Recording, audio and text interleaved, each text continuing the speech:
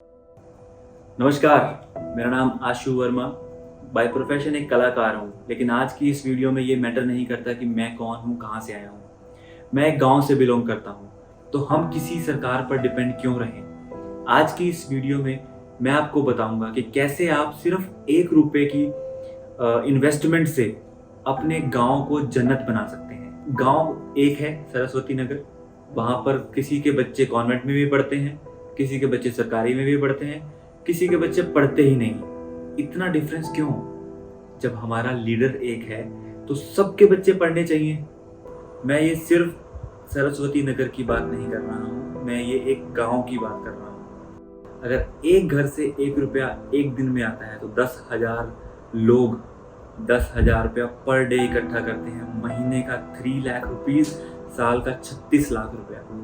सोचिए, 36 लाख रुपए में हम एक ऐसा स्कूल बना सकते हैं जहाँ पर बच्चों की शिक्षा, बच्चों की जो एजुकेशन है वो हम फ्री कर दें। दूसरे साल में एक अच्छा हॉस्पिटल बनाया जा सकता है जहाँ पे फ्री इलाज हो, फ्री मेडिसिन हो।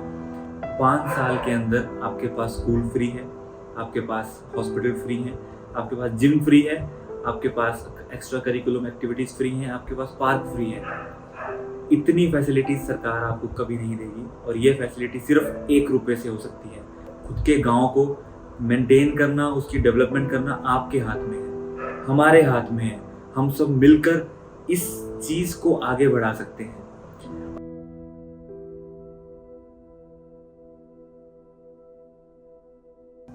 नमस्कार, मेरा नाम आशु वर्मा। बाय प्रोफेशन एक कलाकार हूँ, लेकिन आज की इस वीडियो में ये मैटर नहीं करता कि मैं कौन हूँ, कहाँ से आया हूँ।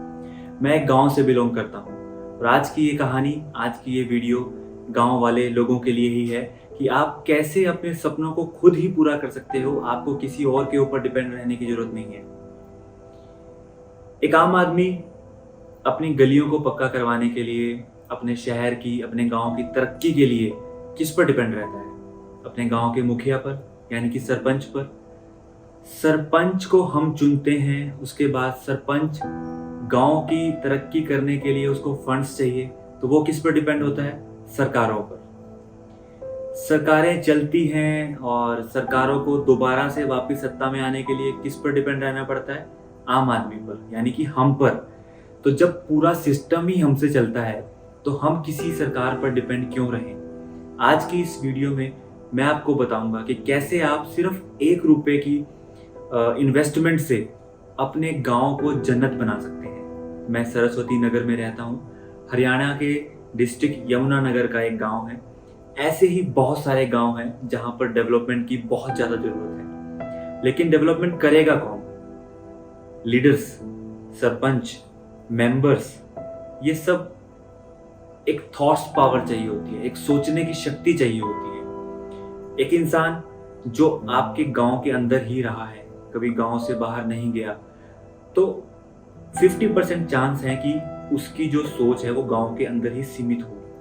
बहुत सारे ऐसे लोग हैं जिनकी सोच बहुत एडवांस है, लेकिन जिनकी सोच एडवांस है उनके गांव बड़ी तरक्की पे हैं। हमारे गांव को एक ऐसी सोच चाहिए।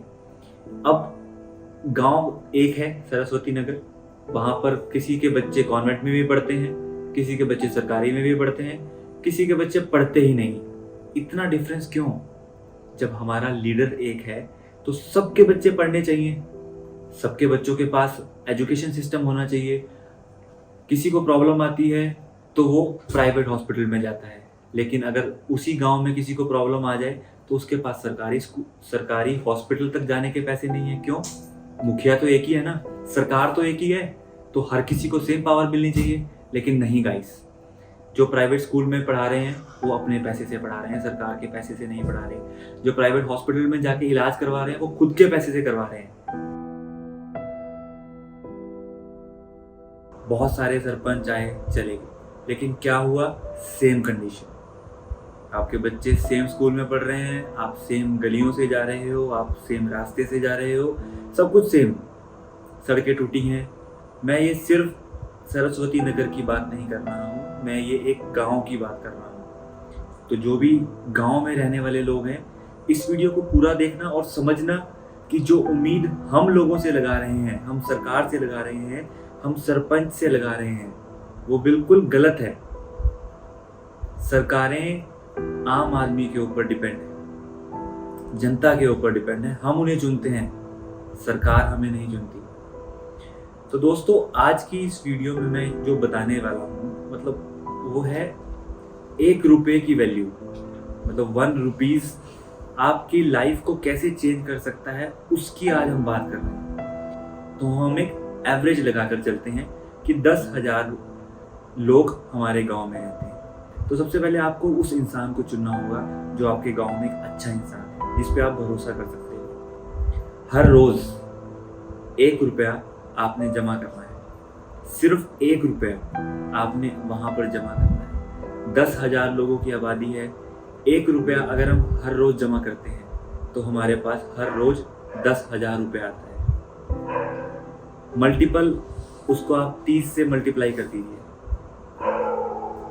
10 × 30, 3 लाख रुपीज पर मंथ हमारे उस इंसान के पास होगा जिस 3 लाख रुपए पर मंथ से हम अपने एक एरिया में सुधार कर सकते हैं। इसको मल्टीप्लाई कर दीजिए 12 से, यानी कि 1 साल से 36 लाख रुपीज पर ईयर। आपने सिर्फ 1 रुपया दिया है, महीने का 30 रुपया दिया है, साल का आपने सिर्फ 360 रुपया दिया है, लेकिन आपके गांव में 36 लाख रुपया पड़ा है।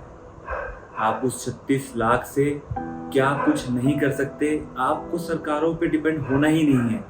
मैं ये सरस्वती नगर की बात कर रहा हूँ, एक आम गांव की बात कर रहा हूँ। 1 रुपये की वैल्यू यहाँ से पता लगती है। हम हज़ारों रुपए शॉपिंग में उड़ा देते हैं, हम लाखों रुपए ऐसे ही कहीं जुए में, नशे में, चिकन खाने में और फास्ट फूड खाने में हम इतने पैसे उड़ा देते हैं कि हमें पता ही नहीं होता। लेकिन अगर आप 1 रुपया हर रोज जमा करना शुरू करें, सिर्फ 1 रुपया, एक ऐसे इंसान के पास जिसे आप गांव का एक लॉयल्टी वाला बैंक, लॉयल बैंक भी कह सकते हैं, वो कोई भी हो सकता है, वो आप भी हो सकते हैं।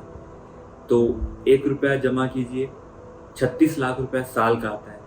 अब उस 36 लाख से आपने करना क्या?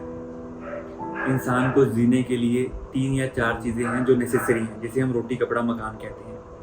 36 लाख में हम लोगों के मकान तो नहीं बना सकते, लेकिन हाँ 36 लाख रुपए में हम एक ऐसा स्कूल बना सकते हैं जहाँ पर बच्चों की शिक्षा, बच्चों की जो एजुकेशन है वो हम फ्री कर दें। तो हमारे गांव में बहुत से बच्चे ऐसे हैं जो कॉन्वेंट स्कूल में पढ़ते हैं, बहुत से बच्चे ऐसे हैं जो गवर्नमेंट स्कूल में पढ़ते हैं, लेकिन क्यों ना एक ऐसा ग्रामीण स्कूल बनाया जाए जहाँ पर फीस तो बिल्कुल 0 हो, लेकिन वहाँ पे एजुकेशन एक कॉन्वेंट लेवल की ही हो। हम सब मिलकर, अकेला सरपंच, अकेला प्राइम मिनिस्टर, अकेला सीएम, अकेला कैबिनेट मिनिस्टर्स कुछ नहीं कर सकते, उनको भी हमारे सपोर्ट की ज़रूरत होती है। तो हम अपने गांव के अंदर उस 36 लाख रुपए से एक स्कूल बना सकते हैं।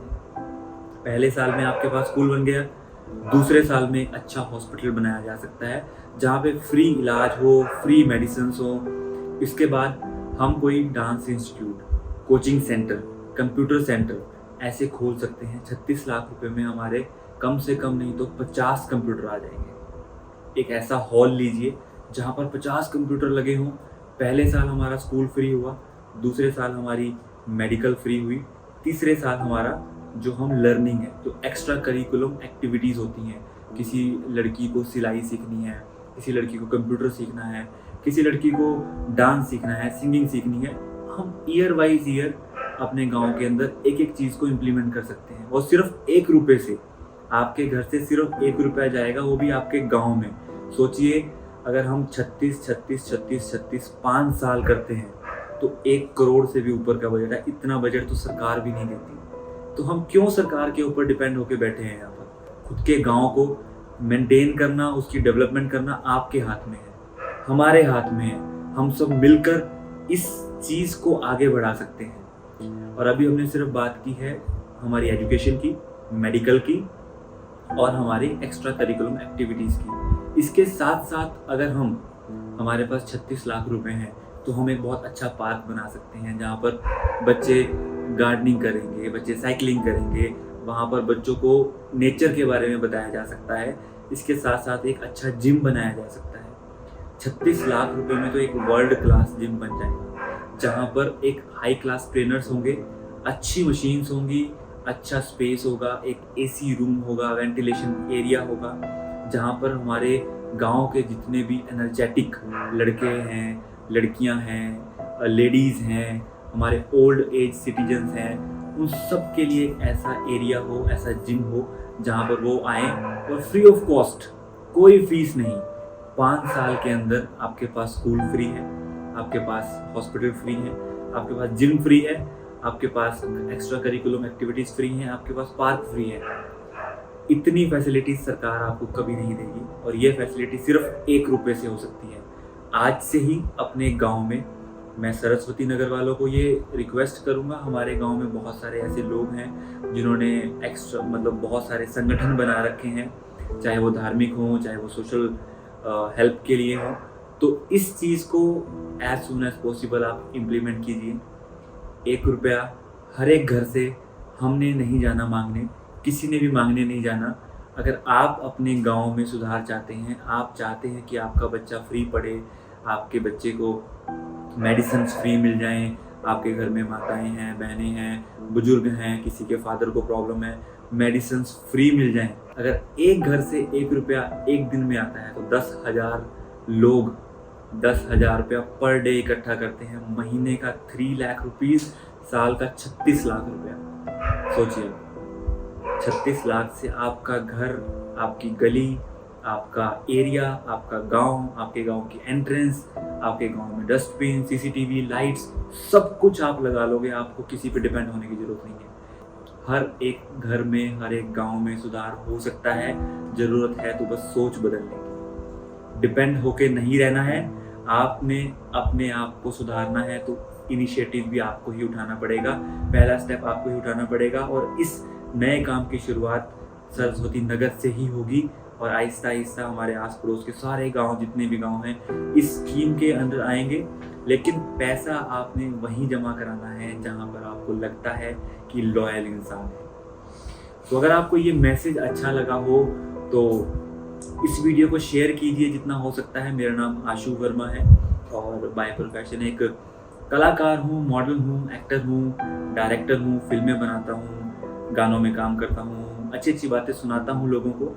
और अगर आपको ये मैसेज अच्छा लगा हो, ये मेरी बात अच्छी लगी हो और आप चाहते हैं कि इसे इम्प्लीमेंट किया जाए, तो मेरे गांव वालों से और सभी गांव वालों से गुजारिश है, प्लीज़ गाइस, 1 रुपये की वैल्यू क्या होती है ये आप शहर वालों को दिखाओ। शहर बहुत बड़े हैं, उनके पास टाइम नहीं है। हमारा गांव छोटे होते हैं और हमारे पास टाइम भी होता है और हमारे पास माइंड भी है और इच्छा शक्ति भी है। तो उसी इच्छा शक्ति के साथ आज 1 रुपये की वैल्यू से हम आज से ही शुरुआत करते हैं। एंट्रेंस गेट पर एक बहुत अच्छा गेट बना होगा, भव्य सा, और चारों तरफ दीवारें हों, दीवारों पर माता जी की मूर्तियां लगी हों, आकृतियां बनी हों, हमारी हिंदू सभ्यता के बारे में, हमारा सिख समाज के बारे में, हमारे जितने भी समाज हैं, हिंदू, मुस्लिम, सिख, ईसाई, सब के बारे में हमें सबको एक साथ लेकर चलना है। हिंदुस्तान का मतलब है जहाँ पर सभी धर्मों के लोग मिलजुल कर रहते हैं। अनेकता में एकता का देश इसीलिए कहा जाता है। बाकी मुल्कों में बहुत परेशानियां हैं, इंडिया सबसे बेस्ट देश है। हमें अपने गांव को सुधारना है, हमें अपने आप को सुधारना है। तो गाइस, अगर आपको मैसेज अच्छा लगा हो तो प्लीज़ इस मैसेज को एटलीस्ट 10 लोगों तक पहुंचाइए। हो सकता है आपके एक शेयर से किसी एक गांव में सुधार हो जाए। Thank you very much.